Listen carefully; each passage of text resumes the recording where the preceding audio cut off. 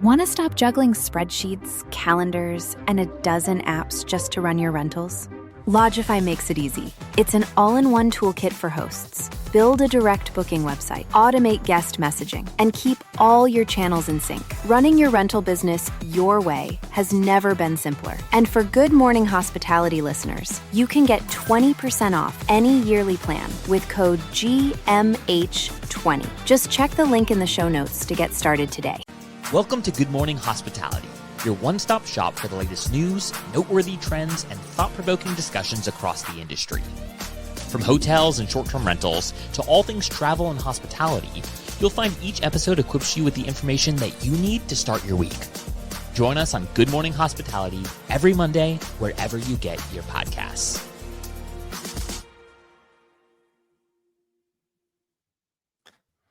Good morning. Hello, hello. Happy Monday. I am feeling rejuvenated, but I know you two were on the road last week, so maybe lagging a little bit this morning. Yeah. I don't know. Monday. Happy Monday. I'm feeling refreshed. I'm on the show again. It's been a while. True. It's been too long. It feels like normal, but it has been a month or so. Yeah, it was like I was putting up all my podcast equipment and trying to like get my new mic set up. I was like, man, do I know how to do this? Do I know how to host a show anymore? It's been so long. No, it's all gone. 7 years of podcasting out the window. No, I'm excited to join you guys this morning as Brandy is getting ready, or actually probably not even getting ready, on her first trip of her move to Boston.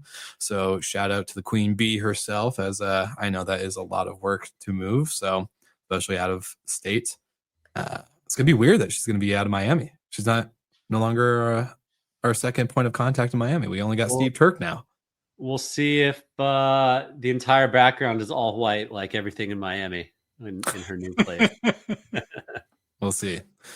Doubtful, but it's good to be back. For all of the listeners and the live viewers, we are so excited you're here. Please let us know where you are tuning in from. We'd love to see all the different faces and names that are joining us from around the world. And for the amazing team behind the scenes, thank you for all the hard work at Skift Global Forum. I just want to give everyone a shout out. I know you guys weren't able to be there, but we had the amazing Sarah Dandashy and Katie Klein kind of stepping in for the GMH voice, and they crushed it. And it was just a lot of fun. So shout out to them for representing Good Morning Hospitality while at the forum. But Jamie, we got some news to jump into, kind of leading into next week's episode with Tim Rizzolio. You were at the Vrbo Connect conference. Would love to jump into some of your takeaways before we have Tim on next week. Yeah, and it was a really fun event, and Vrbo Expedia put on an excellent show, and the Austin hospitality was unmatched. 2 days there, so much barbecue, and good barbecue at that. So one of the things, and I wanted to just give the preview on, is Vrbo sort of, and I would say using good uses of AI. Like, they're not reinventing their app around AI, but they are sort of bringing AI into the app. So, and they've launching AI guest review summaries. Like, we're all sort of seeing them in Amazon now, other places, of like, there's so much unstructured data and guest reviews. Like, I'm not going to read all the reviews, just summarize like what I need to know, what people like, what they don't like.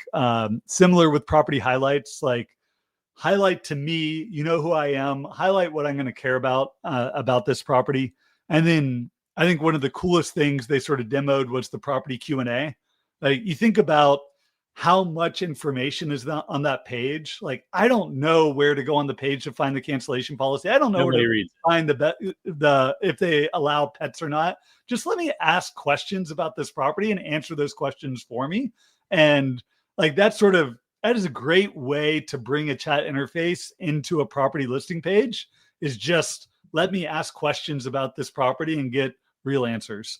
And maybe solves a lot of the sort of guest communication back and forth for hosts of like, do I need to be answering all these questions about the listing? All the information's there. It's like, just ask when you're going to book it. So I loved those sort of uses of AI on the listing pages. And Yeah. and even the questions that aren't able to be answered give you the opportunity to fill them in, and I'm sure they'll flag those for you for the future. That I like that. The other piece that I think is interesting is the traveler's ability to upload photos. Mm-hmm. I know this can go sideways real fast because the majority of time people are uploading. Well, I can't say that. If you go to TripAdvisor, a lot of the photos are fantastic. And it is actually truly helpful to see the property not highlighted in its In real glorious life. professional photographer, but like actual guest reviews. And yes, there's going to be lots of pictures of dirty hairs on toilets and pillowcases, or clean hairs nonetheless on a pillowcase. No judgment to people's hair out there, but that's going to be mixed in with people highlighting, like, a family photo of the feast that they made on their vacation. So Yeah. I do like that. It adds the real element to it. It also opens up a lot of potential challenges, but we'll get into the themes that we're seeing from the OTAs here in a second. But it's moving in a direction that everyone needs to get better. And when a photo happens, if a dish is broken or a faucet's broken, and a photo gets listed, you take care of it, you respond to the image, and it's better for the next guest. Look, I'm excited about this because I think it's going to be harder for the bad apples to hide. And I think one of the themes we're going to talk about later is obviously about quality, right? And so not quality of just the units or the properties themselves, but the quality of the operators behind the properties. They're taking care of the owners, taking care of the hotel groups, whatever type of management agreement you may have with whoever the asset owner is. It's hard to hide when the guests are calling you out publicly with photo proof evidence. So for me, that's going to be the exciting one, because now we're really going to watch what cream is rising to the top. And I think for us as an industry, it's always great that we could promote great operators, but it's always hard to know who are the great operators truly, in terms of the guest experience. And so as we're evolving, as the vacation rental, short-term rental industry is having to force itself more into hospitality rather than just operations, this is going to be where the true fun begins. So yeah. And stay something tuned. that someone called out to me on LinkedIn was, this is something that Booking already does with allowing guests to post photos in the reviews. And then, like, for me, mentally going through like all the things that Expedia Vrbo released, like it's a lot of things that Booking already does. So like, let's talk about like, oh, Vrbo's just copying Airbnb. And a lot of the most recent things, it's like, all right, promotions, like early booking, mobile discounts, last minute book out. Like Booking owns their promotion suite, right? 100%. Payments, like Booking last year launched like their own payments platform where Booking's going to be merchant of record. That's something that Vrbo never had. That Airbnb, a lot of their success was built around like them being merchant of record, making it really easy to host. The fact that Vrbo's finally rolling this out, like, I think it's great. And then I onboarded my property through Vrbo last year. Took 2 weeks to get onboarded. The fact that they are rolling out new content management and onboarding suite for API connected listings is amazing. And I know I've pushed our uplisting team, like, we need to get this into the roadmap right away. So something that I'm excited to ask Tim about, if Tim's listening, is how payments and sort of this merchant of record works with their one key program. Because if I'm not on the one key program, like I'm connected through my PMS, I'm merchant of record, like, am I going to be part of this? Like, as more individual hosts adopt their payment system, they're part of the one key program, like, are they going to be promoted over than me? And sort of what the interaction there, I think, is going to be really interesting. Yeah, 100%. And I'll mirror what Jamie said. Booking is ahead of the others in many ways. They just aren't great at PR. And so we don't notice it and we don't cover it. So kudos to Booking. I think anyone who watches the show knows that I'm interested in an Instagram Expedia partnership. So can't ask that directly, but I'll come up with ways to. I did ask it directly in some closed door meetings. I did not get answers either. Hey, So we know what no Classic. answer means. Yeah. Yeah. Classic. We're going to spread some rumors. Well, it's so funny. but not on the show. Not on the show. I didn't So- say anything. I didn't say anything. So Will, like on Skift, like I know it's probably our next topic. Like this was your first Skift Global Forum as part of the Skift team. Like it's the biggest conference of the year. It's massive. Like before we get into some of the topics, like what was it like sort of being behind the scenes, see how the prep happens? Like was that, and it seems like such a well-oiled machine from the sort of listener point of view, but how was it seeing it sort of operationally? I'll have to give all the credit to the team in terms of our programming team, our marketing team,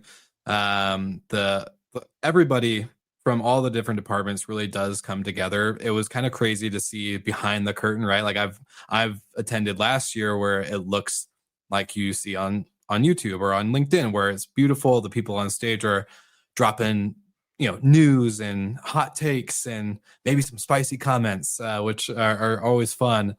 But to see the orchestration behind the scenes, it was incredible, and also very, how do I say this, hectic in a great way. I was just inundated with all this new stuff, right? So I have to give everyone else the credit. I was more just absorbing everything happening and trying to maintain my piece of the overall Skift pie in terms of video and audio. We had some great partners, obviously, that made the conference all happen. Amazing attendance. The opening night was stacked with, obviously, Glenn Fogel opening, and then Brian Chesky right after. So to have two of the big three on the main stage the first night, it definitely drew the crowd in, which was awesome. And so to see the energy in the room, it truly was great. And I made this post on LinkedIn saying I would love, my goal for next year is to get more short-term rental operators or even vendors into the room, because when we only look at our piece of the pie of travel and hospitality and short-term rentals, we get so blindsided to what the bigger industry is actually discussing, actually innovating on, actually applying in terms of AI, data, employment, upskilling, changing the game of hospitality and how it's executed. I heard many great conversations through the networking areas, from the conference floor and the speaker areas, to even behind the scenes, where people are truly getting business done and trying to change their section or their sector for the best. And so for me, it was really cool just see the wizard behind the screen, I guess. But it was hectic, it was crazy, and I'm very thankful to have been able to recover a little bit from this very busy week or two of conferences. So not to ramble, go on a monologue there, but it looks like we lost Jamie due to connectivity issues real quick. So he'll be back. But Golden, were you able to go ahead? Yeah. I wanted to ask about Andrew Zimmern. I think food plays such an integral role in travel, but we often overlook it. It's often why people go to certain markets or the highlight what they talk about. What was the message that Andrew shared with everybody? Honestly, it's still that connection piece, right? I think it's so easy to get caught up in what's happening with AI and tech and all these things, but truly the come around the table, create memorable experiences, whatever that looks like. Let people embrace your culture and see that side. Many of the themes. There was even one of the speakers named Abu, who runs this YouTube channel called Kids of the Colony, talking about how travel can really open up so many doors. And when you truly live like a local and not in the Airbnb sense, but go to these different countries or places of different culture, and you actually act interested in knowing their culture, they are so open to sharing with you and to making you feel welcome and accepted in their way. And so for me, that was always cool. It's a good takeaway. Obviously, Andrew had a bunch more topics covered on stage, but one of my other favorite ones wasn't with Andrew. It was actually a podcast that came out on CBS I walked into the podcast studio the first day at not even the first day. It was actually, yeah, it was the first morning. Sorry, my days and times were all blurred from the event. But walked into the podcast studio that we created for Skift, and Barry Biffle, CEO of Frontier Airlines, is on a podcast for CBS talking about how the United CEO is basically horrible at math and never took economics because he said if he's good at math, he would understand that we have an oversupply issue in the United States. As Scott Kirby, the United CEO, basically was being super critical about how the economic or the economy budget friendly flights and flights are dying. Obviously, Spirit and JetBlue have struggled this last year or two, trying to find a merger, filing for bankruptcy, not finding a place to land the plane technically in terms of ownership. So he came out swinging, and that was one of the first stories of the event that we saw immediate a ripple effect outside of the Skift media impact. So for Eric Boyle and Paul Manzi, who are tuning in and kind of curious about the Skift event, I'll just say it was very interesting to have that become one of our first ones. And then, obviously having every speaker on stage and our live journalists covering many of the topics live on Skift. A lot of stories were populated and lots of content to go through. Similarly, what sounds like they were talking about on the supply thing seemed to be a theme at both Vrbo and with what Airbnb said and it continues to say. Yeah. And what the messaging seems to be is quality and standards are starting to matter. They've always mattered to the traveler, but the platforms have been incentivized, particularly Airbnb, to grow, supply.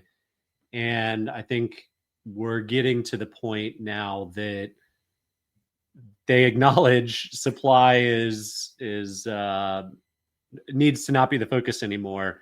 And now it's got to be quality and standards. And in Airbnb's case, also hotels. So what, and this is also something we heard at Guest Eval last week, where quality and standards, it seems to be the theme. Every year there's themes. AI has been a little bit for the past couple of years, consolidation for many years before that, but quality and standards seems to be the theme right now. What was the buzz going on at Skift about that? Yeah, definitely the quality and standards piece, because to the bigger travel ecosystem, short-term rentals has always kind of been like kind of the wild west in some shape or form. But the fact that Brian was talking about not just the amount of listings they've cut from their platform, the amount of push they're going to be doing on the hotel supply side, but the AI theme is really interesting to me. And this is why I think it's great in terms of discussion, but in all practicality, how is this going to look? Brian is really bullish on the app interface of AI, not just the chat interface, which obviously we're in that early phase right now. He talked about this last year at Skift Global Forum. He brought it up again this year. And this is where, Jamie, I love what you were saying behind the stage, and welcome back now that we got you connected again. Behind the stage, before we went live, talking about these, LinkedIn influencers and how they're going to have this, crazy craze around, Airbnb search and AI search and what they're going to do with the platform as they change the algorithms. But in reality, it's not going to be change much there. They're really going to be pushing true interface experiences. And that for me is like hard to grasp, right? Because we haven't seen a true application have AI at this level. And so it's great talk. It's great to hear. It's great to see that, they want to kind of future-proof their business. As Brian stated, he's not super happy with the company's growth right now in terms of, projection. Obviously, they have a lot more business items to land into the business, and experiences just taking off now. So it's a lot. There's going to be a lot of changes, and I don't think there's any guarantees, but the AI theme for me is cool to hear because they have a ton of data. And so the fact that they can train their own models with their data, eventually come up with the first interface experience, if they could do it right, we'll see all the other OTAs, the big three, kind of follow suit, I think. Yeah. Jamie, why don't you give some insights, and then I'll maybe take a contrarian view here on the AI and interface.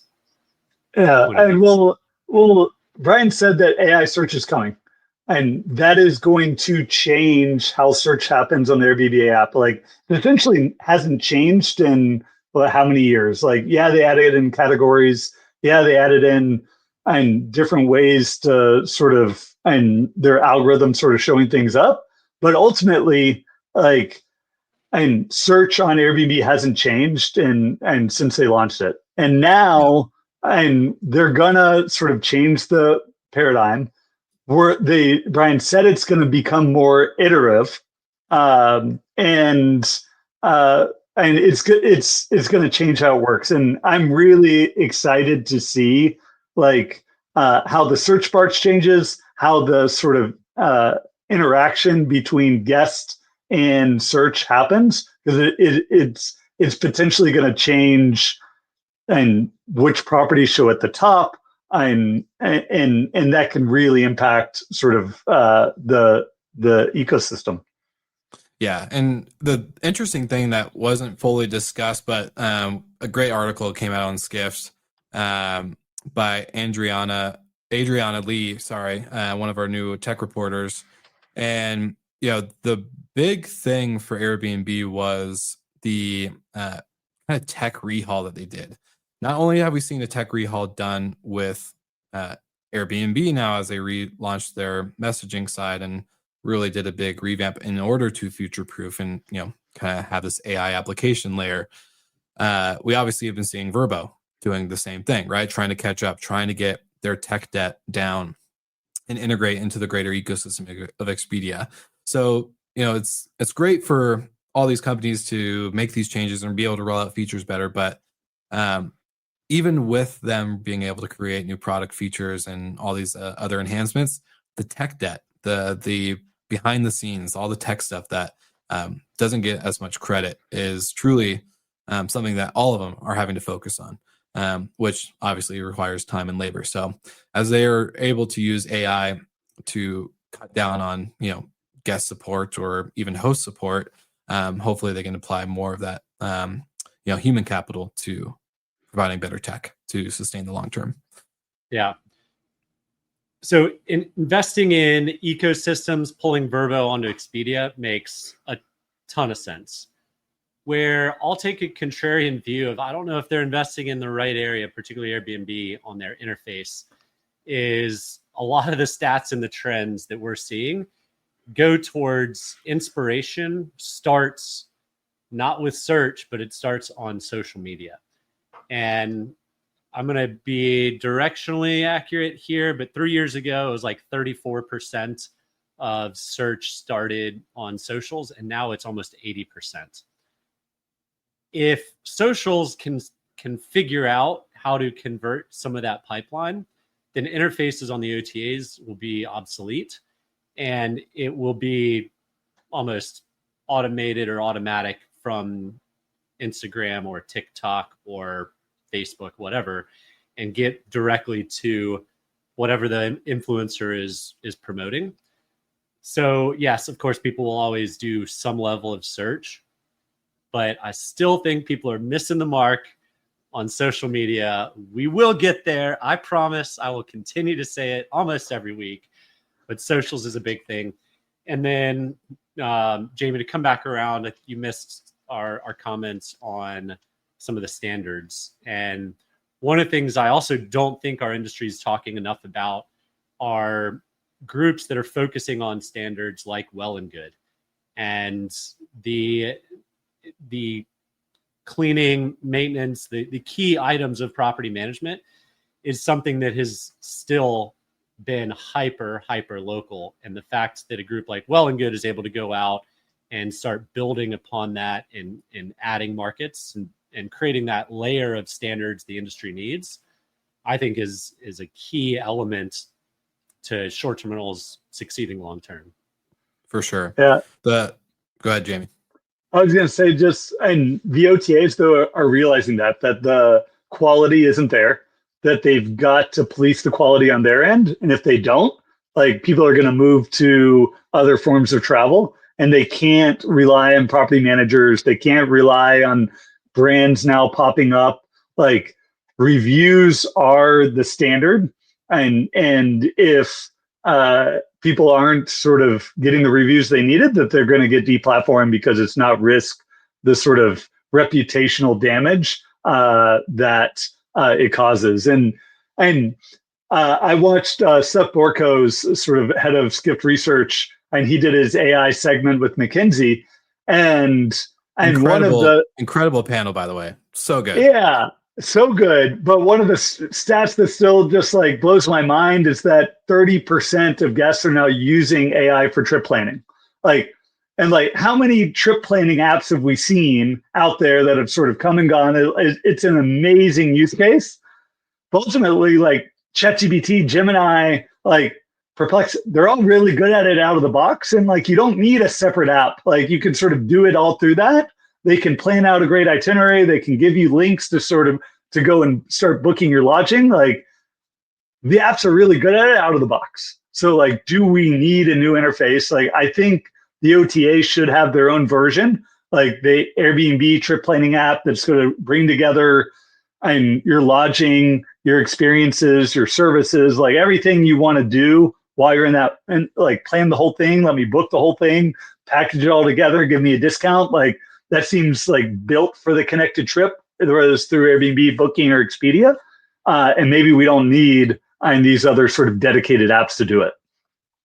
Well, to lean into kind of the standards piece, because not only are Michael's comments around like well and good, perfect on the standardization of the inventory, or not even just the inventory, but the product itself, right? I think it's hard when you have every property manager who operates a little bit differently trying to create these standards versus well and good who gets to work with all of these, different companies and pull the standards that work, truly work at an execution level. But the big thing that I kind of had a takeaway from the guest eval conference the week before in Mexico City, when Eddie from Booking.com, who's their, I think, head of connectivity for the API and connection partners, is the data standards are completely lacking in our industry when every property management software and every OTA are listing a beachfront home or a beachfront lake or ocean view and ocean that, or a different verb or a different word for the same type of listing.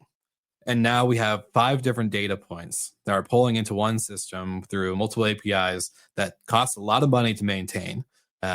If you're wondering why your tech stack cost is so expensive, it's because you're paying for the connectivity issues that is happening in our industry with the lack of data standards.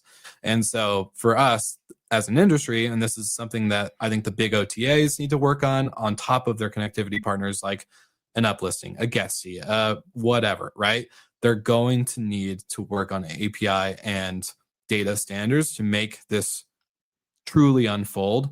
It's going to be better for the guests. It's going to be better for the operator, and it's going to be better for all the tech partners. When we create this kind of moat of data hoarding and we do it this way and we do it that way, and you have to connect to us this way and you have to pull this API standard, and it does nobody justice. And it's a conversation I'm passionate about, and we'll get off my high horse now as I'm going on a little bit of a tangent, a little bit of a brandy rant, if I will. But that's the next issue: standardization on the short-term rental side, but also the data side. If we're going to really move forward as an industry, we have to move forward in unity with data. So, and talking about standardization, can we wrap up on hotels? Because I feel like that was the other sort of really big sort of thing with Brian Chesky's sort of interview, was they are going all in on hotels.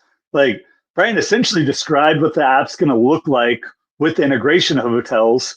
You go on their career page, it's like all these sort of hotel market managers, and they're coming in big, they're coming in hot. Like, it's going to be boutique hotels, it's going to be independents. They're going to go after a few markets to begin with, like they're doing with services. So New York, Mexico City, some of these big metro areas with maybe limited short-term rental supply relative to the hotel supply. A lot of independent type hotels that will be able to come in. Like, I think it's going to be exciting and when they launch this and see what their sort of differentiation is. Like, Booking.com like owns OTA distribution for boutique independent hotels. Expedia does really well pushing those out to their B2B network. So, and how Airbnb comes in and executes this, I think is going to be one of the big question marks for 2026. 100%. And let's just hope that Airbnb doesn't pull a hopper and push extremely into a sector or category, hire all these people, and then realize, oh, this is our core business model and we're going to struggle. This is actually like not providing any returns. Let's just fire everybody and lay them off and do all these other pivots. So let's just hope that they don't pull a hopper. To say the least. He's back. had to get a hopper comment. Had to do it. Sorry for anyone listening to Hopper. Obviously, they'll never advertise on the show. So, Michael, as a independent boutique hotel operator, and do you guys see like Airbnb coming in and being that like distribution channel that helps you guys further compete against the big hotel brands? Like, is that an opportunity? Is it not needed? And is it just because they have a lower OTA structure for now that it might be an opportunity? Or do you think boutique hotel operators are like, why would we be on Airbnb? Like, they're our competition. Yeah, I think it depends on where you are. For our one property right now in Virginia, it is a motel, boutique hotel, right, as it exists. And we're getting about 10%. We're already on Airbnb. We're getting about 10% of reservations through it. So it's not it's a meaningful channel in some ways, but it's not by any means the leader. Now, our future state, when we build more cabins that are going to be hotel units, but they'll look more like a short-term rental unit in some capacities because of bedrooms and kitchens, then we'll rely a lot more heavily on Airbnb. And that's where the cross between hotel and short-term rental, where we are playing, is kind of in the middle. So we'll be able to capture the best of both worlds. If you're a traditional boutique hotel, studio hotel in city center, it can only be a positive for distribution, in my opinion. It's more eyeballs, and the Airbnb traveler, the demographic is different than your booking demographic, is different than your Expedia demographic. So it's never going to hurt. Where Airbnb is going to have to figure it out is their payment terms, and they need to mirror more like traditional hotels and other OTAs in the hotel space. That's where the friction is going to really be, is Airbnb holding on to your money for however long until after the checkout. It doesn't fly with hotels like it does with short-term rentals. For sure. Yeah, lots to follow up on. So for the listeners and live viewers, I would say get ready for next week, as we have Tim Rizzolio, VP of vacation rental success at Vrbo, joining the show. He's going to dive into the platform changes, some of the announcements that are going to be rolling out in 2026. And then also we'll have Brandy back. So you guys won't get to see my beautiful face, but we'll have a better face for you to look at other than my ugly mug. But long story short, I just want to say it was a great week at Skift Global Forum, and thank you to all the people that attended. Especially shout out to John On, who I got to see in person. Shout out to our live viewers, Paul Manzi, Eric Boyle, and many others. I saw Steve Schwab somewhere on LinkedIn, but for some reason the comment didn't pull through. So shout out to all of you guys. And Jamie, Michael, what do you guys got going on this week? Don't say same old, same old. I need something new. Come on. It's been too long. It's been too long. I'm not traveling this week, so that's exciting for me. Gonna get some time with the kids. We took them to the Atlanta United game at Mercedes-Benz Stadium this past weekend, so they're excited for some dad time this week. Let's go. There we go. Yeah, getting ready for a big interview with Rizzolio. Let's say that. How about that work? Otherwise, same old. I'll accept it. I'll accept it. Well, awesome. Thank you again to our live viewers, to everyone who tuned in during the show, and of course that are tuning in on the replay, on the audio version. Make sure to like and subscribe wherever you get your podcasts. You can go to skift.com to learn more, because there's tons of other podcasts in the Skift ecosystem for you to listen to on top of Good Morning Hospitality, your morning brew of the industry. And until next time, we'll see you guys then.